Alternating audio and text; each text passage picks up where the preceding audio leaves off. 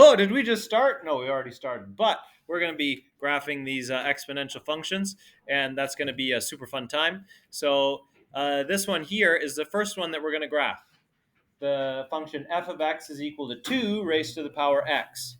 And we're going to want to identify the asymptote, or the line that it's approaching but never touching, and where the y-intercept is. We'd also like to know the direction of growth. You can add this as a kind of learning goal, direction of growth.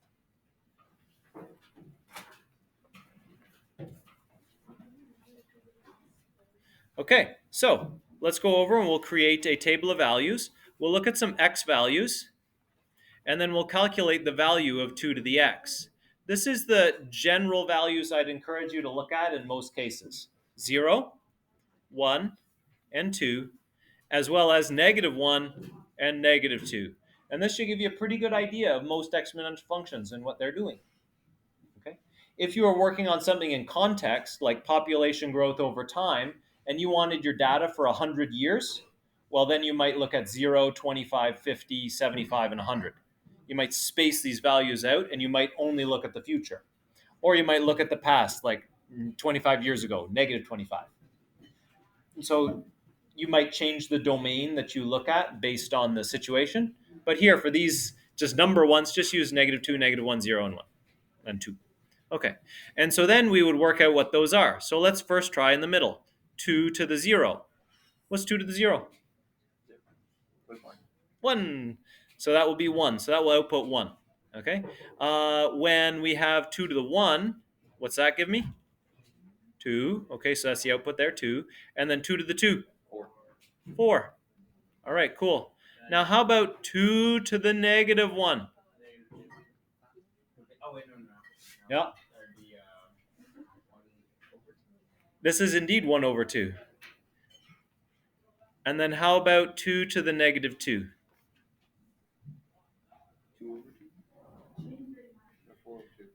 So 2 to the -2. This is the way I like to work it out. I put 1 over 2, but I keep the exponent. So 1 over 2 squared? 1 over 4. Yeah. And then we can look at our table and notice a multiplication pattern. So we're satisfied that our table has been built correctly. I notice that I multiply each one of those y values by 2 to get to the next y value, and then I can put it on my graph. So let's go back to your, you could now put this one onto your graph, or you can graph it here. I know that when we have 0, this is a value 1. So that would be 1 right there. And then when x is 1, so I can put in my, why don't I have a better piece of graph paper for you? 2, 3, and 4. So that's 1, 2, 3, and 4 in the x. And then -1, -2, -3, and -4. It's a better piece of graph paper on the next page. And then, so that's when, so that was that point here, the point 0, 1. Now let's take the point 1, 2 and put that onto the graph. So the point 1, 2 is going to be over here. When x is 1, y is 2. It's a little bit bigger. It's most of the way to 5. When x is 2, y was 4. It was up there. And then I can see, well, I still have lots of room on my graph. Let's try when x is 3. And we'll just sort of expand our table to see something else. 2 to the 3 would be our function, and that's 8. So we can put that on there up towards 10. And then we can label some points. That's the point 3 in the x and 8 in the y. When x is 3, the value of 2 to the x is 8. So that's that point. And then we have the negative stuff over here, and we just see it's getting divided by half everywhere. So it's getting smaller, smaller, smaller that way. And so then we have this function. It's so close to that line. It's just always getting smaller and smaller, but then it starts growing, and it starts growing faster, and the rate at which it's growing is growing. And then what would be its value at 4? Oh, it would be just off of the graph, up there at the point 4 in the x, 16 in the y. So that would be using a table of values to graph this one. Now, if we were interested in g of x, where I take this function 2 to the x minus 10, let's go ahead and take a look at our table of values and create another one for values of x. And we're going to use the same values of x. Minus 2, minus 1, 0, 1, and 2. And then over here, instead of 2 to the x, we'll have 2 to the x minus 10. Okay. One thing we could do is feed these values into the function and then just calculate. So if I do 0, that would be 2 to the 0 minus 10. That would be equal to 2 to the 0 was a 1, and then I subtract 10 from that. So that would be 0 minus 10, negative 9. So I have one of my points there, negative 9.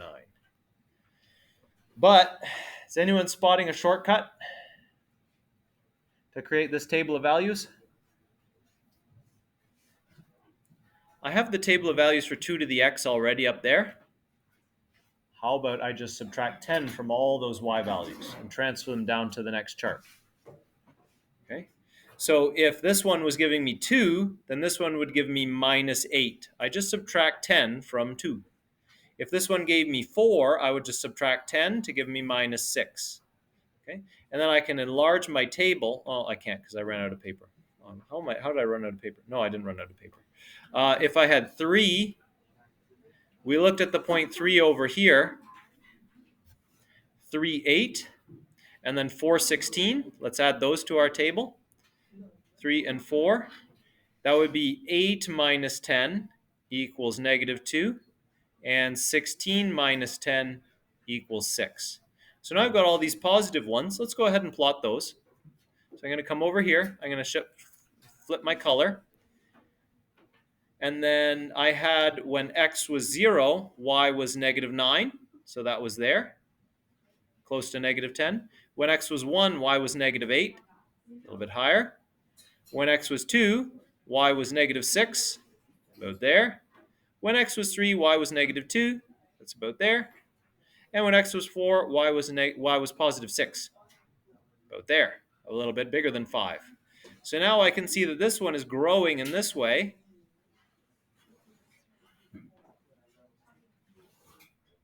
Like that. If I went to 5, that would be 2 to the 5 is 32. 32 minus 10 is 22. So it's well off my graph.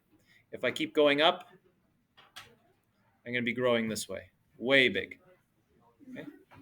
And then, what do you suppose happens as I go in that direction with this function? Well, over here, we were approaching the x-axis asymptotically.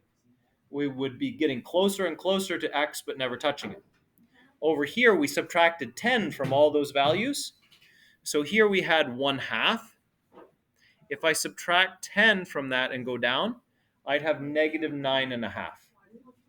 If you have 50 cents and someone takes away $10 from you, you'd now be negative $9.5. So this is negative 9.5. It's a little bit lower. It's a little closer to negative 10. And then if I had a quarter and you took away $10, I'd have negative 9.75. So that's over here. And then these would be going closer and closer to that line negative 10, but not quite crossing it. And then starting to grow, grow, grow. So this would be the function g of x is equal to 2 raised to the power x minus 10. All right? And we had a shortcut there that we could use for our table of values. Let's try another one. 8 multiplied by 2 to the x. Well, that looks interesting. Let's transfer it to another piece of paper. We're going to look at values of x and then values of 8 multiplied by 2 raised to the power x.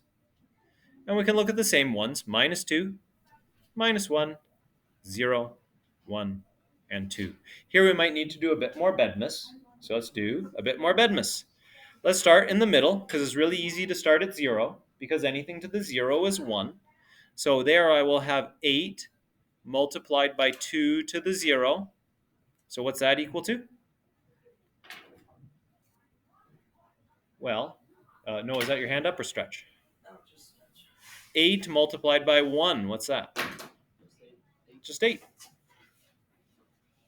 That was easy. All right. Now how about x when x is 1. 8 multiplied by 2 to the 1. What's that? 16. Because 2 to the 1 is 2. 8 times 2 is 16. So there we go. We don't really need to look at 2 because 8 times 2 squared,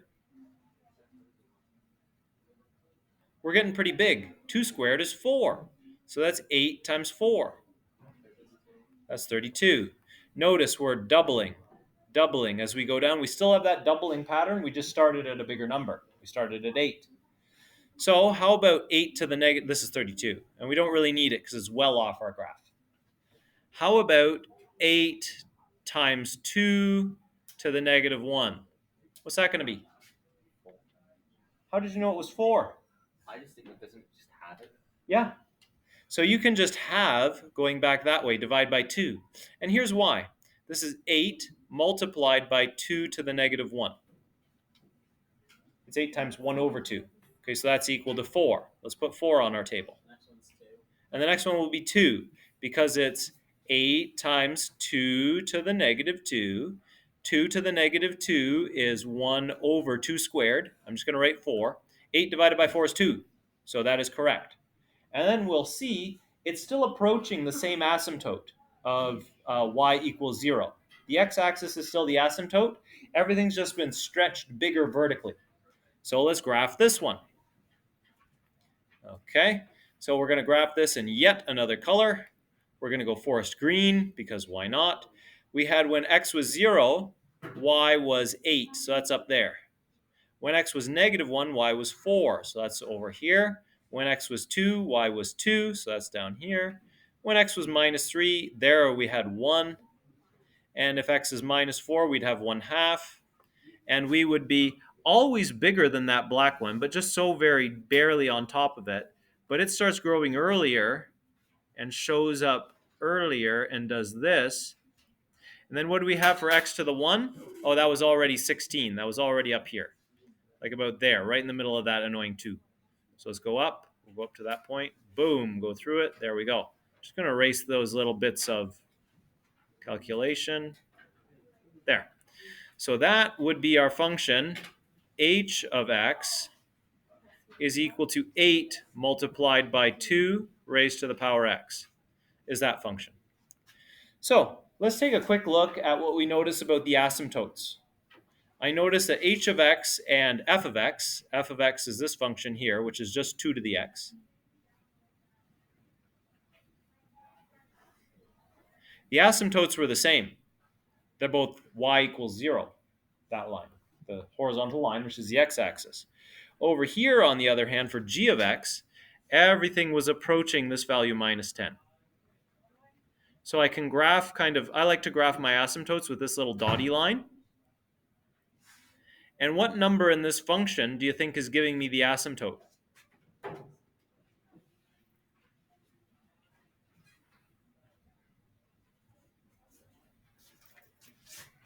There. Minus 10. These functions are very straightforward in terms of the information they tell you about their asymptotes. The asymptote is just that c value, the minus 10. So minus 10 is the asymptote here. Doesn't matter how negative x gets, that 2 to the x part will be close to 0, but always a little bit bigger than 0. And so the value of g of x will get close to minus 10, but never quite touch minus 10. Yeah? Or that there was a question. If it was, so like long as that c value is a negative, it would be an asymptote, yes? Yeah. And if it was positive, then it's just up there. So like would it be still an asymptote or no? Yep, it is. And we have an example that we're going to look at here, this one with a plus 8. Okay. Let me show you this one. Negative 8 to the multiplied by 1/2 x plus 8. I want to do some of these fraction ones together and then release you to practice a few on your own. But if I have something like, just so we have 2 to the negative x there, all right, if I have 2 to the negative x plus 3, there we go. And then I graph, say, the line y equals 3, but I like to do that with a little dotty line. So I go in here and I make it dotty. There we go. So here, and let's not look at that one. That might confuse people.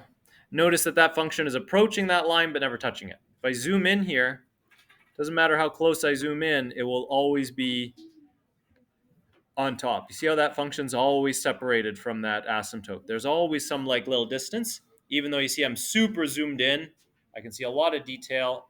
It's just barely above always. And then let's change this to C, so I can show you even clearer. C, and add a slider C, and Y equals C. There we go. Right, so let's zoom back out so we can see these. Hey, there they are. Okay, so there's our function. As I change C, see the asymptote moves along with the function. So it's very straightforwardly just the asymptote is that whatever plus or minus. Okay. And then we would carry on by graphing this fraction one here. 1/2 to the x. Okay. Anyone a little scared of graphing 1/2 to the x? It's got a fraction in it. Should we do an even harder one? Yeah, let's do an even harder one. Yeah, I want to do a harder one. Let's change this example. 3/2 to the x. Okay, this is what we're going to graph together. 3/2 to the x. Why that? Because I want you to be able to graph these ones on your own by making your tables of values and doing your these and that's to prove to me your knowledge is be one way to do it. There's also textbook problems that you can practice, delta math problems that you can practice. Although the delta math problems have a little bit of an extra layer to them, which I can talk you through if you want to go to a high level with this skill. So let's do this function here. Y, or f of x, we'll call this one f of x, g of x, j of x, I don't know what. We'll call this j of x. J of x is equal to 3/2 raised to the power x. We could do a decimal here and call 3/2 1.5, and you wouldn't be wrong. But I think the way I'm going to do it is a little nicer, and I'll show you why. Here we're going to still look at the same values for x, and the same and so then we're going to have outputs 3/2 to the x. Okay, we're still going to look at 0, -1, -2, 1, and 2. Okay, what is the value of 3/2 to the 0?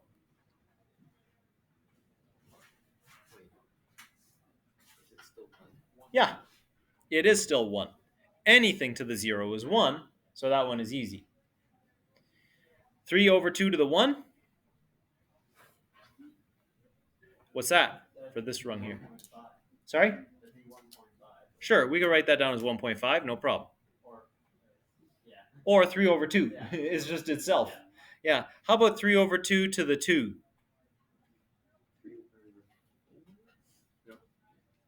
3/2 squared. Remember, we could write that out as multiplication. 3/2 times itself twice, like 2 copies of itself multiplying. 9/4. Good. So 9/4 is just ever so slightly bigger than 2. Okay. 9/4 is 2 1/4. And 15 squared is 225. See the connection? 1.5 squared is 2.25. So cool. All right, so this is 2.25. We'll write it down that way. We'll keep decimals. But pretty soon I'm not going to be able to do the decimal in my head because I want to actually look at 3. What's 3 going to be? If x is 3, then 3/2 to the 3 is what?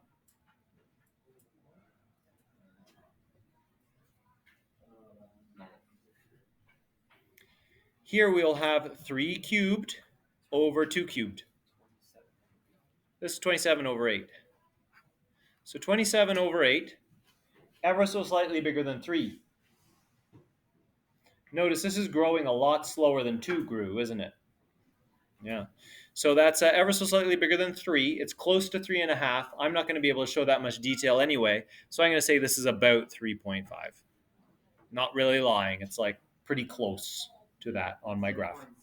Okay, let's take a look at a bigger value like 3/2 to the 5. 3 to the 5 is 243. I'll save you your calculators. And 2 to the 5 is 32. That's a number a little bit smaller than 10. How much smaller than 10? Well, let's find out. 3 divided by 2 equals 1.5. Raise that to the power 5 equals 7.6. I happily extended my table so I could get a little more detail on how this thing grows. Because it was growing slower than 2, so I extended my table. Now let's take a look at the negative values. For x is -1 and x is -2. Notice how messy my rough work is. So messy. My goodness. I'm going to do this rough work up here. 3 over 2 to the -1. What's that?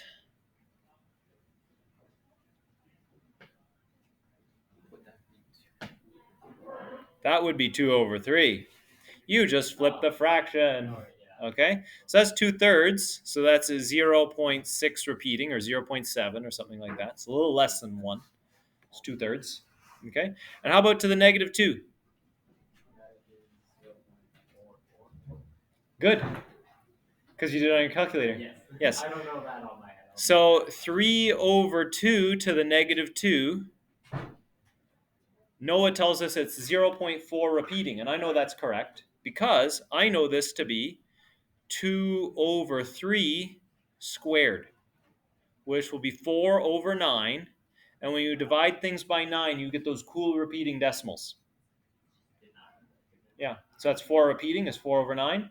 5 repeating would be 5 over 9. 6 repeating would be 6 over 9. But we also know 6 repeating is 2/3. But 6 over 9 is 2/3. 3 repeating is 1/3, but that's 3 over 9. Cool, eh?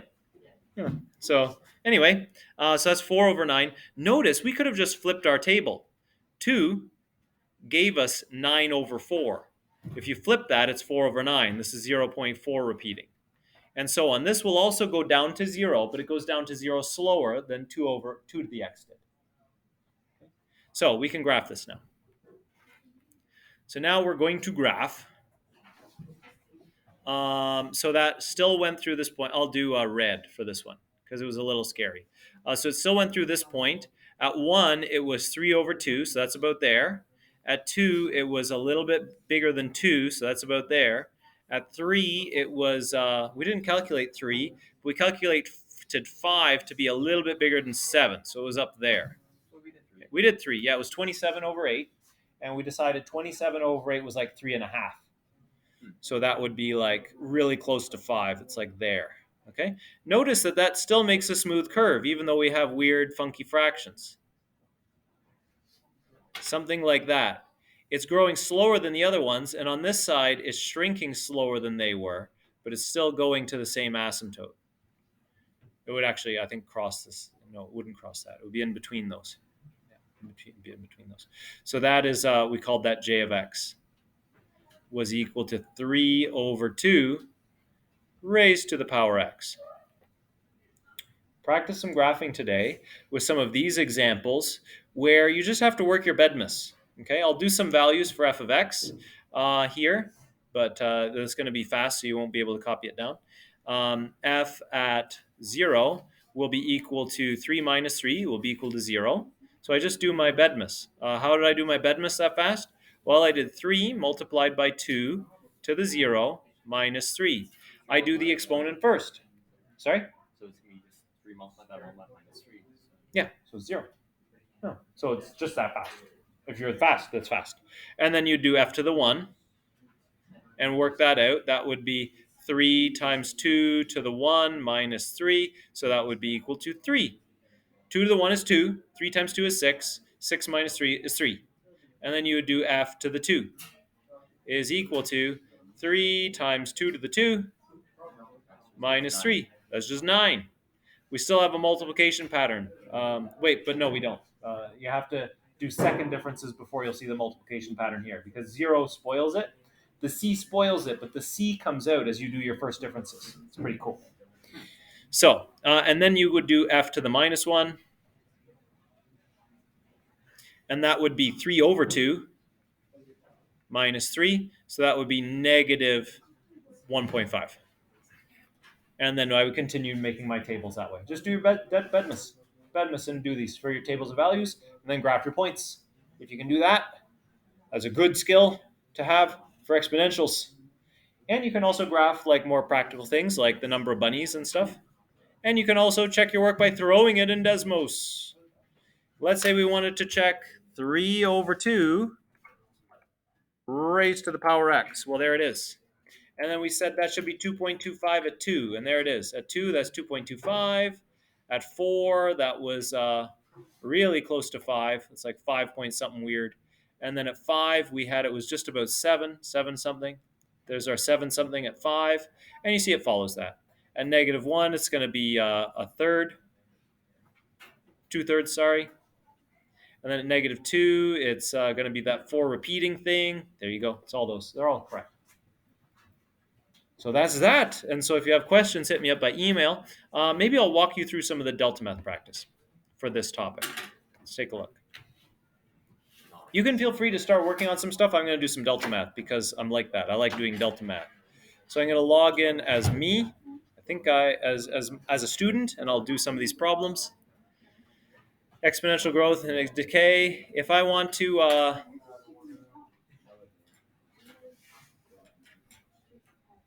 Unit 4, show your stuff. It's in here. Okay, this is the show your stuff one. So if I want to plot points and graph an exponential function with no table given, here I have x minus 1 as my exponent. That's the extra layer that I was talking about that you're going to see in Desmos. They're going to actually add and subtract things to your exponents. My goodness, what are we going to do? Well, we can do the exact same thing that I was showing you before. You just have one more layer of bedmas to do. Okay, so I get myself some blank page. I make my blank page not obscure my delta math. Put that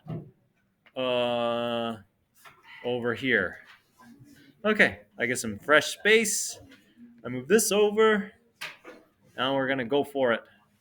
Use technology. Okay, my technology is I'm gonna use the technology between my ears to find points. Okay, so we have this function, y equals 1/2 to the x minus 1. That's my exponent. That's my base.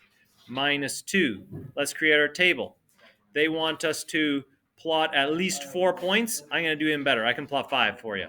So I'm going to say my x values that I look at are the same trusty x values that I was talking about before. Minus 2, minus 1, 0, 1, and 2.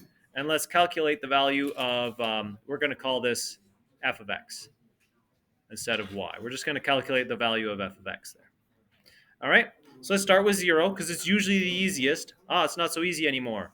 F at 0 equals 1/2 raised to the power 0 minus 1. Oh, that no, I know that number. 0 minus 1, it's minus 1.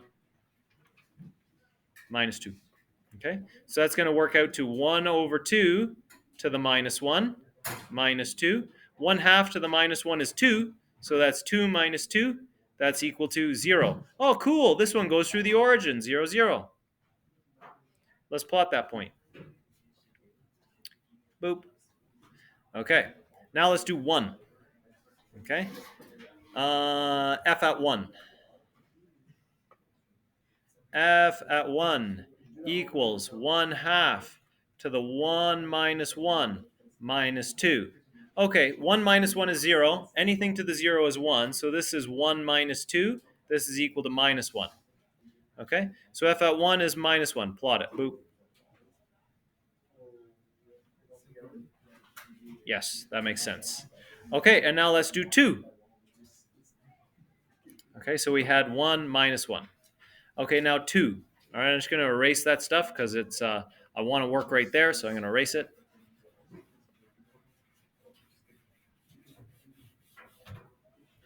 I'm going to do f at 2.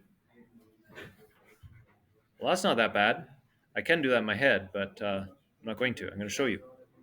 So f at 2 is equal to 1 over 2 to the 2 minus 1, just substituting for x, minus 2. Well, that's a lot of 2's and 1's. 2 minus 1 is 1. 1/2 to the 1 is 1/2. 1/2 minus 2 could be written as 1/2 minus 4/2, because I create a common denominator with 2 by multiplying top and bottom by 2. And then I have this is equal to negative 3 over 2. Uh-oh. Negative 3 over 2. I can't plot that point. Why not? Because it's negative 3 over 2. It's right in there, and it only lets me plot integer points. I'm going to have to plot these other ones. Let's go. So let's do negative 1. And here's another thing you could do. especially if you're working on a whiteboard, you can just erase stuff like that and erase it and recalculate by plugging in to the -1 minus 1. Okay, so that would be 1 over 2 to the -2 minus 2. 1 over 2 to the -2 is flip it, 2 to the 2 minus 2. That's equal to 2. 2. Okay, so that's this point over here. Boop. And then I predict that we grew by 1, we grew by 2, we're going to grow by 4, so the next one is going to be up at 6. There. Let's prove it. Let's prove that f at the -2 is equal to 6. Okay, so we would do it this way. Erase. We're going to do f at the -2. All right, so then we're going to put in our new number there. -2, so we're at f at -2 is equal to f to the -3. 1/2 to the -3 is 8. I flip it and then raise it to the power 8. Power 2 is 8. 8 minus 2 is 6. Okay, cool. Done plotting points. Oh, and now we have to draw. We have to draw a function using your mouse. Well, I have a special mouse here that I'm going to go wee, wee, wee. Oh, and then the asymptote is -2, so it's over here. I'm really got to get down to that asymptote. I don't know if it's going to like that. Uh, it's not too exact on the drawing. Yeah, I don't know. Let's see. Submit it. Yeah. Your answer is not correct. Okay, so my answer is not correct because I want to erase my drawing and just do a better job drawing. I'm going to do that by zooming in and then imagining the asymptote there at -2, squaring up my board, starting on that side and drawing a straight line along here.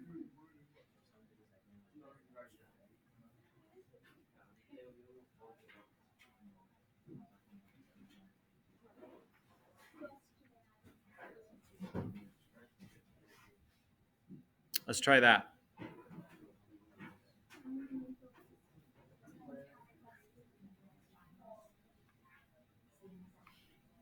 Yay! So that's what's required. Okay. Notice the tables that they give you are ridiculous. You don't need that many values on your table of equations. You just need about these many points and you can see the shape. You can graph it. So that's why I recommend using those points. But it's nice to see. Look at the decimal expansions as we go back to bigger values of 10. We just get so close to -2, but never quite -2. As we go bigger, we get enormous, huge values. Enormous, huge, big. Because exponential grows crazy when it starts to grow. All right, so that is it for me. Get on the board with some skills today. And otherwise, there's computers. Oh, isn't that nice? We can practice some delta math. Oh, isn't that great? Bye for now, everyone.